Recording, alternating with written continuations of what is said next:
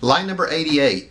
Faith requires that we act positively in every situation. Do you know the teaching I mean?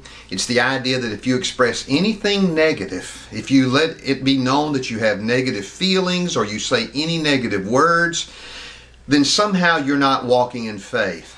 That is a lie. And the problem with that lie is it breeds an attitude of hypocrisy in the church, because it makes people pretend that they're feeling okay and that they're thinking a certain way about things when they're really not. I was at a funeral some years ago, and a woman's husband had died, and she stood by the casket with this phony plastic smile taped to her face, so to speak, and she said, "No, I'm really happy for him. I'm glad he's in heaven." I came home and told my wife Melanie, I said, "So help me, when I die, there better be tears. You better be crying." Because faith doesn't demand that we pretend or that we fake it.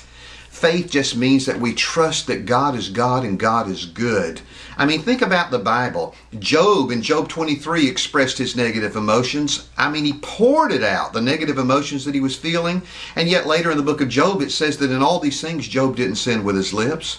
Paul, over in 2 Corinthians 1, talked about how that when he went to Macedonia, he said that he had excessive burdens that were more than his ability to endure. He said we despaired of life. I mean, he absolutely poured out some very negative words about his emotions, and yet he goes on and says this happened so that we would not trust in ourselves but in God that raises from the dead. There's his expression of faith. Even Jesus in the Garden of Gethsemane, when he cried and sweat until it was like great drops of blood, that was not a positive expression or experience for him. Faith does not require that we act positively in every situation. Faith requires simply that we look to the one who is in charge of all things and trust him, knowing that whatever the outcome of our circumstance is, it's going to be okay, because he loves us, he's sovereign, and he has it all worked out. That is a truth that will set you free in your grace walk.